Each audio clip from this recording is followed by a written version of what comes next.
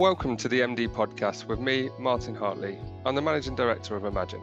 We're a professional services consultancy specialising in the financial services sector. Allow yourself the time to get to know the organisation and then to get to know you. Show your user networks and show your value and drive outcome. And that's what we're all here to do is in our business is to drive outcome for our customers and our colleagues. The Imagine podcast will offer interesting, insightful and frank discussions on the biggest issues facing directors and divisional leaders. The show aims to inspire and educate future leaders by telling the career stories of those of today. I can't wait for today's episode. Joined by Duncan Beach. Welcome, Duncan. How you doing? Hey, Martin. Very well, thank you. Good to see you. Yeah, good. Thanks for coming on the show. So those of the listeners that have heard before understand the format. It's the past, the present, the future. We'll come to some quick fire questions at the end as well. So it'd be really interesting to talk about the decision making that you've made throughout your career and obviously how you've got to where you are today. But first and foremost, tell us a little bit about yourself. Where are you from? Hey, so yeah, I'm originally from Sheffield in the UK. So I was born and educated in Sheffield and in Derbyshire, and then I went to university in London. So I went to King's College in London.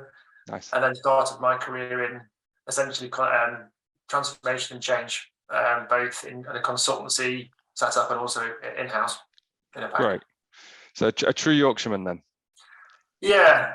I'm not really good at cricket, which is a bit of a failing, so I'm not sure what we'll know at some point. So, okay, great. And so obviously you came through the consultancy route and change and transformation, as you said there.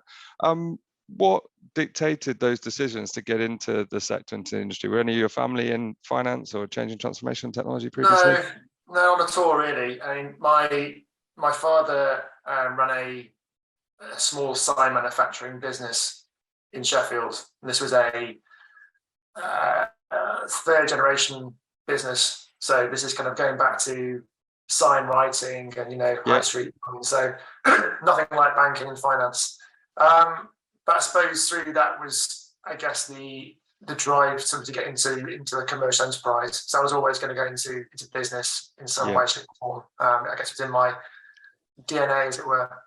But more the kind of move into financial services came from really being at university in London, and King's College, for those that you know it, I mean, is based on the Strand, which is pretty much right in the heart of London and very close to the city. So many people go from that university into financial services. It's kind of a proximity point. I specifically went on a course run by the University of London. So you've got King's College is one of the colleges within ULU, as it were.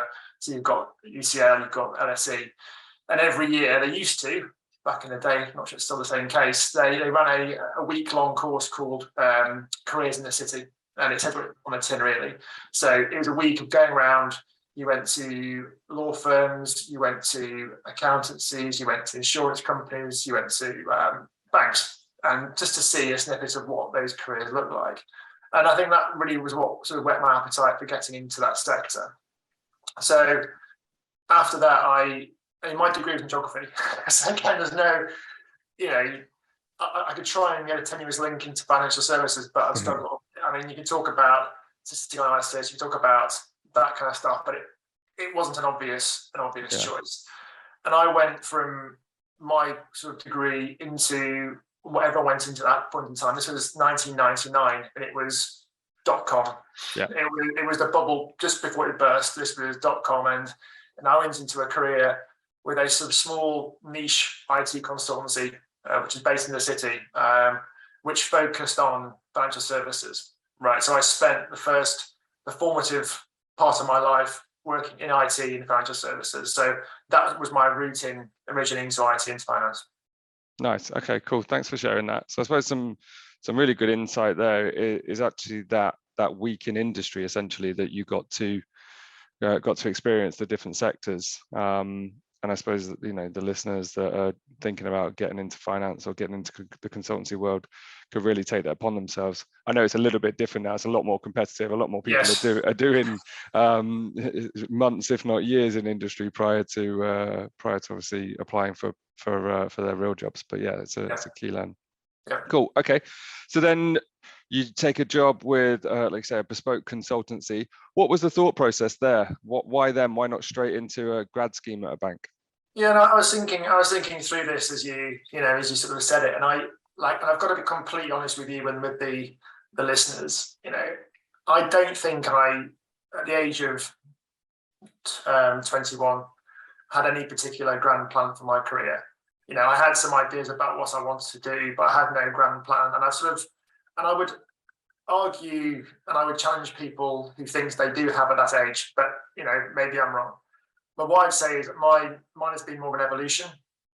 And I tried to, Martin, take a bit of a step back and think about what the sort of stages of that development were. And I get sort of, if I take 5 stages, stage 1 for me, it may seem sort of pretty basic, but it's really about learning the basics. Yeah. It is a first job. You need to understand what it means to do professional work and to actually deliver commercial value. Like many of the listeners, will probably have been done at work experience. I'd worked in, I don't know, pubs. I'd worked in, I painted fences. I've done work to earn money to pay for stuff. Yeah. But I've never worked in a commercially valued sort of space. So for me, it was how do you get into that? And it's down to, again, this is a while back, but how do you write a professional letter? Yeah. How do you actually articulate yourself effectively in a business way? And something you've never really done before you've gone into this work. So I would say number 1 is learn the basics. Doesn't matter what job you do, but just do something that you're going to get the basics and learn well. Yep. And I think so that's stage 1. Stage 2 is then let's call it sort of finding your thing. Like what do you think you're good at? What's sort of coming through? And it won't come through like that. It'll come through evolution. And I think about my first 2 jobs. The first I mentioned was in IT consultancy. It's very much sort of network consultancy, support. This is working with banks like Goldman Sachs, looking at their sort of desktops, and it was wiring server. This is like really technical stuff. Yeah. And the second job I had was looking at pension systems and processes, looking at which is quite different and quite technical. But what I got out of both of those 2 things is I realised, and I really liked putting order and logic around complexity. So that was something I liked doing. And you can maybe call that, let's call it operational design. Let's take it to Tom. So that's where it now is. And then I really enjoyed actually delivering the change, the project management around it. And those are 2 areas that kind of came out, the kind of the threads that came through those 2 parts of at that stage. So you got stage 1, learn the basics. Stage 2, find your thing. And then stage 3 for me was then, I think, the acceleration. And you mentioned about consultancy. And I joined what is now a very large global management consulting firm called Capco. At the time, it was a much smaller operation, but I joined in 2005. And what I'd say there is the level of professionalism and commercial focus was just so much more. And, I was working on much bigger, much more significant projects. There's a real, because the beauty of consultancies are that they invest in the people more than lots of companies, the development, the leadership.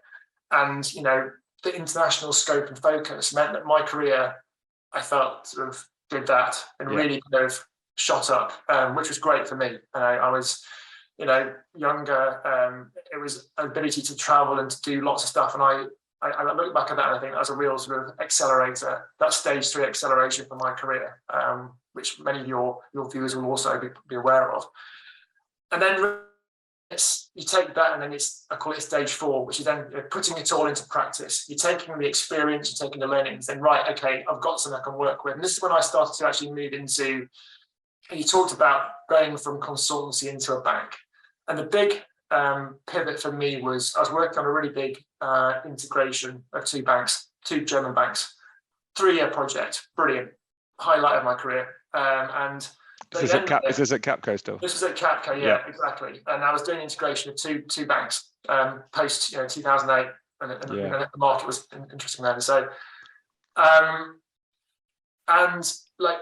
I realised then that I wanted to be part of the DNA of the organisation I was changing. And many people on this listening to this podcast who may work in consultancy will probably have the same sort of feeling, which is it's great work, it's interesting, but you're never fully part of the DNA of the organisation. You're changing, and that's when I decided to move from the consulting into in-house. And that's when I moved initially into a private equity firm called Apex Partners, and then into Credit Suisse and doing large scale change. And that was the move. And then more recently, I moved obviously into HSBC, which is like no organisation you've ever worked for. I mean, you talk about large organisations, you talk about global organisations, but HSBC is a true global organisation. The most phenomenal people you have ever met, with the most interesting propositions. So it was somewhere I really wanted to go and work. So that's kind of the fourth stage, and the fifth stage is where I'm kind of at now, really. And this is where the MD bit kicks in, which is, I've gone from doing what I know and getting better at it to a leading and developing stage, which is where I am now. And who knows what stages 6, 7, 8, 9, and 10 might be, but I'll tell you in another 10 years. I'll hold you to that. We'll get you back on. Okay. Okay, great. Thank you. Because it's a really interesting and insightful journey. I think a couple of things to draw out there is I run Imagine, right? We're a professional services consultancy. Yeah. We're part of a much larger group. So 4,500 consultants across Europe. We've worked with HSBC for 17 years. So I understand the complexities and obviously the amount of excellent high quality people in there as well. But I would say you're absolutely spot on with what you said around the scenario at Capco, where it makes you much more commercially aware, makes you much more professional. And how do you articulate that you're delivering value? And because you have to deliver value. If you don't, you're out. It's as simple as that. So I think it's a really good grounding. And the fact that you went in first job in that consultancy world, that makes you a golden hire for any bank, because they understand that you can get stuff done, B, you can articulate the value you can deliver, which means winning over stakeholders should be a little bit easier for you. That's very kind, Martin. Thank you. Yeah. So interesting, right? You leave PNC, you go to Capita. We're all in sort of the networking space there. And then Capco, was that where the change from the real techie part to the change and transformation aspect came in? Yeah, I think times have changed a bit, right? So I don't like the word techie. If I look at my job today, I look at my job in the last, all the way through my career, it's been effective delivery is how you bring the business, the transformation and technology together. You can't de-change, and where it goes wrong is when you start to build up silos. And what I've always been a big fan of is it's the one team approach. Yeah. And HSBC has been excellent in terms of how you sort of break down those silos. So we try and avoid talking about the tech people and the business people, especially in the more agile ways of working. Yeah. It's a value in one. So I'd say it's been a thread throughout my career. There's been parts of my career where I've had to be more technical. So I might be more on the IT side in terms of literally my first job, I went into server rooms with cables. Yeah. So I did that on a Saturday. So that was, you can't avoid that. It's quite technical. But then, I think through doing stuff like that, it builds a degree of empathy with the people you're working with. You can actually talk about stuff at a level that is meaningful. But yeah, I've moved on a bit since then, but I still remember, I think. But it also means you're authentic, right? So you can speak to every domain and every person at every level and say, I've been there, I've done that. Okay, how did that go? Right. Then I think it makes you relatable and authentic as a leader as well. So I think that's cool. So let's talk about Credit Suisse then. You leave obviously the consultancy world, and you've taken a role as change director at Credit Suisse. What were the challenges? What were you looking to overcome? How did that go? I think it's just, with any going internally anywhere, it is just understanding the organization. I almost look at my career, it sort of blocks in three-year cycles. You have year one, which is you getting to know the organization and the organization getting to know you. Because I don't recall how many people work at Credit Suisse when I was there, but it's a significantly large organization over multiple domains, headquartered in Zurich, massive sort of presence in Singapore and Asia. Not similar, obviously to HSBC, but it's how do you navigate and understand how this whole thing fits together. And I think it's my advice to people is allow yourself the time to get to know the organization and then to get to know you, because it doesn't happen overnight. You can accelerate it, there are ways of doing it, but I would say give it that year of time. So it's kind of year one is that. Year two is then deliver. Fundamentally, use your networks and show your value and drive outcome. And that's what we're all here to do, is in our business, is to drive outcome for our customers and our colleagues. So show that and demonstrate it in year two, knock it out of the park, to use that phrase. Yep. And then year three, which is okay, is then what's next? Like, especially, again, your listeners today are likely coming from a change background.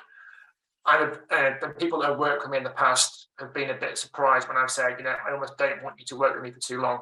Because if you're in a change role, you shouldn't stagnate. You should be constantly moving, looking at your next thing and developing yourself. It's a constant development. If you sit in a change role, and sorry, I say it, for more than 5 or so years, you're kind of missing a trick. And you should be moving, especially early on in your career. You should be moving, you should be seeing, you should be understanding an organization. So that's what I'd say, going from consultancy into in-house. What I would say, and you touched on it, Martin, is never, and this is probably for people who are coming from consultancies into banks, for example, which there are plenty of, never lose the edge. Yeah. I think you mentioned about sort of when you're a consultant, you've got a day rate. You're only as good as your fundamentally, you've got a day rate, you've got a value, and if you're not delivering that day rate, then you're out, essentially. So don't forget that, because sometimes you go to a bank or somewhere and people feel a little bit more comfortable because you're not necessarily driven by your day rate. But what I urge people to be is be more commercial. Think about the value you're driving. Think about the value your team is delivering for the business, and try and keep that commercial edge, because sometimes that goes. And my team will tell you that I often remind them that don't forget we're here for a purpose. Yeah, absolutely. I like it. So how do you identify when you feel like you need the next challenge? Yeah, it's a really good question. I think that there's a couple of things which I think has to be true for me to be sort of, really interested on it, really, which is I have to be doing something that is linked, that I can really see linked close to purpose. And I think that's my advice to anybody, which is, if you're not, our lives are short, really. Yeah. If you look at, the grand scheme of things, you've got a limited time on earth, right? You haven't got time to be working on things which aren't really relevant. Like, that sounds harsh, but make sure what you do has a clear link to purpose. And then when you get up in the morning, you get up thinking, I'm doing this and it will impact that. Now, in a banking environment, for example, it might be, we've had some very sort of very direct and very clear vision and purpose set out by our CEO. Like, can I get out of bed and make sure that what I'm doing that day links to Noel's objectives? And if it's not, then why not? And challenge yourself to do that. I think that's really important, that you never lose sight of purpose. I think then, secondly, I think it's really important that you don't be afraid to push yourself and fail. Now, I think this is one of my challenges. I think I'm naturally quite risk averse, but I've learned to become, I guess, a bit more risk taking. In a safe way. You get my drift, right? So it's trying and failing. And I think great organizations, of which HSBC is one, is somewhere where you're not afraid to fail. And it's that psychological safety where we're trying to do things better, and we're evolving through that way. So I think that's really important. And then, just back yourself, and especially as you get more senior, you're there for a reason, right? Yeah. Back yourself, realize actually you're pretty good at what you do, and actually, yes, there are dips and peaks and troughs, but actually just go through it. And then build your network. I mean, have a network of, and this isn't just people you phone up when you've got a problem. These are people that you have a trusted network and trusted colleagues, people that can advise you, people that can challenge you, and also people that give you opportunities. And I've got, and I don't do it sort of, in any sort of direct way, but it's going to I built a really good network of friends and who I would go to and ask questions of. And that's really, really important for your listeners as they go through their careers. Think about who the people are, because you never know. They may be the next CEO of wherever, right? It could happen. Yeah, absolutely. Yeah, some real key learns there. I like that. One thing that you mentioned that resonates with me is obviously having a clear vision. I'm big on the leadership aspect. Is there a distinctive golden thread through the organization down from Noel then that you feel everybody is related to? 100%. Yeah, 100%. I mean, I think it's just generally, I mean, without being too specific on HSBC, I mean, I think having true leadership is about being able to set a vision that people don't follow blindly, that people kind of can feel an affinity to, but also that they can buy into personally. And I think it's interesting, obviously we've all been through lockdown and some people are still sort of feeling that burden as well, but we spoke about like what is important for people when they're in a lockdown environment, when you're sat on your own in a room and you're tapping away at your laptop. And the overarching point across the team was purpose. Am I doing something that's important? And and I think that really helps to lift you if you're feeling like what you're doing. Yes, it may be hard work because you're alone or whatever it might be, or looking after 3 young kids as I was. But it's that link to purpose keeps you going, and that's really important. I think that's just kind of really brought that out in people's thinking. So even more so. And then have you personally, obviously, taken that golden thread, and how have you amended, tweaked, refined that for you and your message and your vision to your team? And then how have you related that back to your why and their whys? Yeah, it's a really good point, and I think that's something that everybody should do. Is often vision and purpose statements are intentionally quite high level and punchy. Yeah. Because if you do a long vision statement and purpose, people switch off. They're intentionally kept short. And I think about when I was at Credit Suisse, we had a set of it was 10 culture statements, and don't make me read them off, I can't remember now, but they were all completely made sense. But you had to, as a team, interpret those and apply those to the work that you're doing. And if you look at the the HSBC purpose, and how you apply to it, we are as my team, we are fundamentally our sole purpose is to make things easier for our customers and colleagues. We want it to be the easiest bank to do business with. And that's a big proposition because we're a big organization. Yeah, I was going to say, especially with the size. Across multiple markets with, over 200,000 people globally. This is a big organization. So it's not an insignificant proposition. The trick then is, how do you then chunk up the work you're doing? Because you can't solve that in one go. And I can't do it myself, clearly. Yeah. But it's finding things that you do every day that moves the dial and does it in a big enough way to cause an impact. The challenge sometimes is you do too many small things, and that's one of my challenges, and one of my kind of, I guess, my learns is don't do too much. Do fewer, better, bigger things that make bigger impact. And I think that's both the work I'm doing, but also if I look at the people on the call as individuals, think about the purpose, think about making a difference. It's always tempting, especially in a more junior stage of your career, to say, yeah, I'll do it and take on all the stuff. I'm great, I'm doing 100 things. That's okay, but ask yourself the question, if I do these 100 things, are people going to think I'm productive, or they're going to think I'm impactful? And I think my guess is if you were to focus on a fewer bigger things, your career would develop quicker. So that's just my view on that. I really like that. So basically it's impactfulness versus production, which, I mean, production is pretty old school, isn't it? Being impactful and outcome based is more the new norm. 100%. And if you focus on outcomes also, it drives a different way of working. I spoke about the silos. Yeah. If you're focused on outcome, you will do whatever you can within your remit or network to make it happen. So you will go and talk to the risk steward. You will go and talk to the database expert. You'll talk to the right people to drive the outcome, and you'll forget the boundaries and just focus on the outcome you're trying to drive. Absolutely. Little curveball for you, because I've just been doing some research before we spoke, but but it's topical because it's based on that. What's your views and opinions on the potential 4-day working week? It's a really interesting one. I I'm a big believer in outcome. So if people deliver their outcome, I say, do what you need to do to get that done. And and I think if you look at the kind of the way we're working, that's the way. I think people have commitments, and people should be given the trust to do that. I think the flip side of that is, I do think, and maybe this is just my personal view, but I think it's important that we meet people and we see people in person. I'm a people person. I like to meet people. I get a lot of energy from that. And I think it's important that we always sort of spend that time. Have I got an issue with the 4-day week? No, I don't. If it works, if the outcome's the same, then great.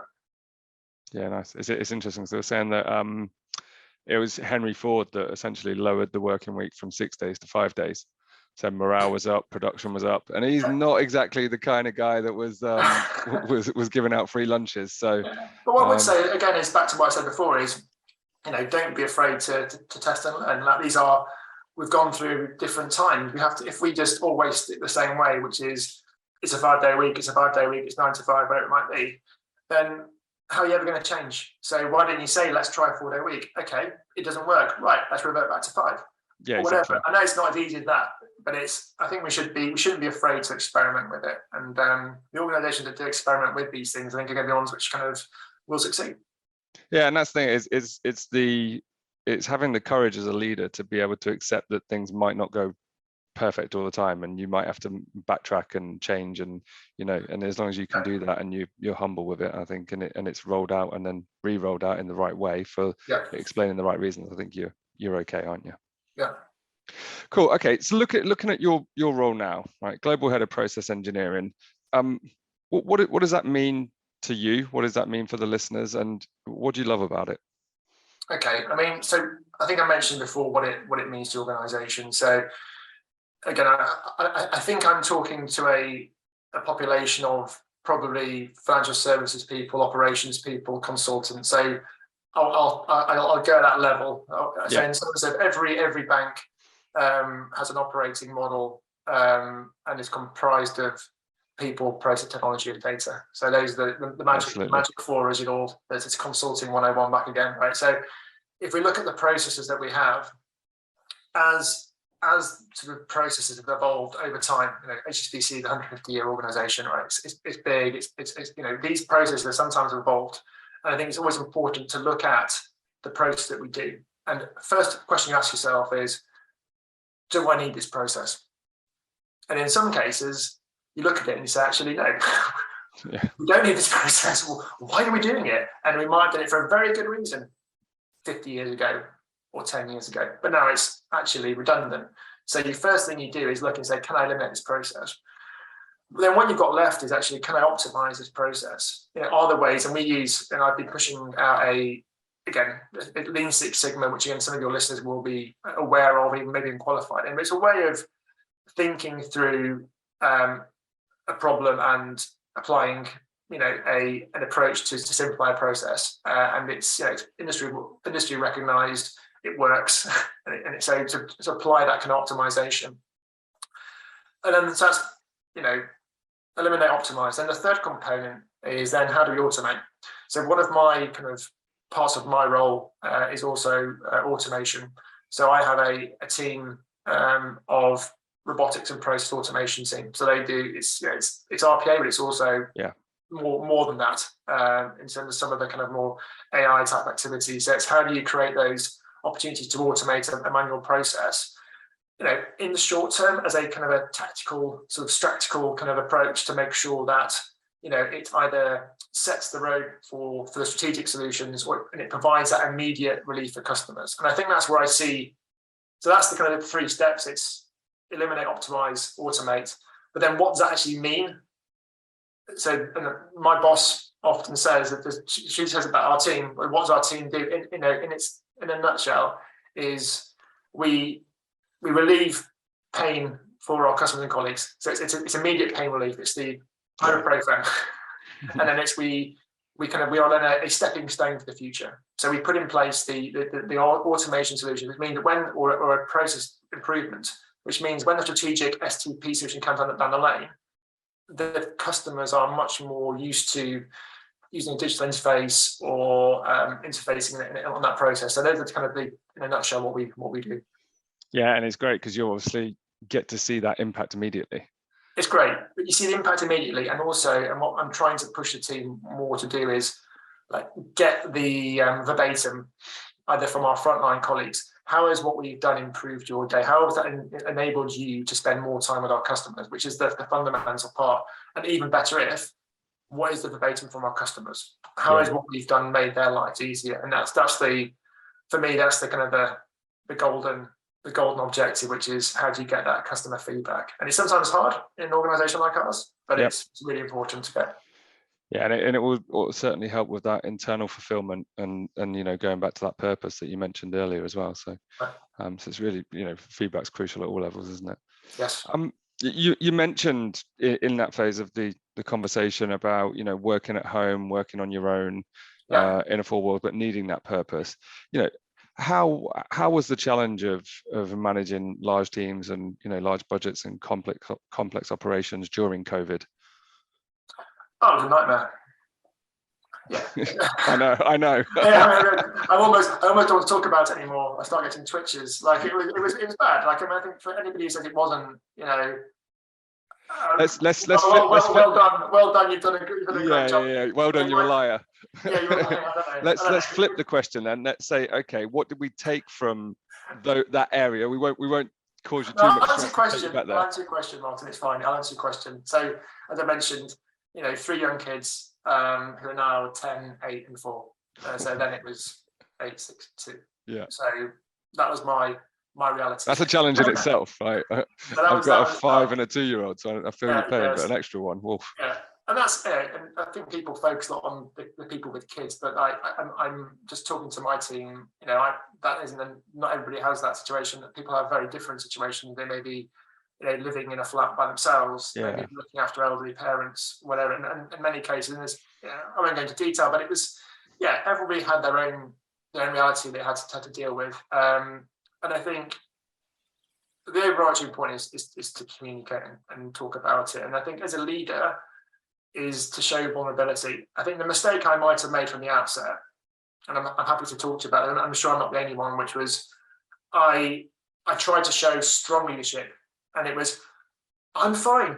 Oh, isn't this great? The weather is good. Let's do a quiz. Let's keep happy. Let's keep going. And that's okay. But actually, as it went through, it's important to show, because some people weren't okay.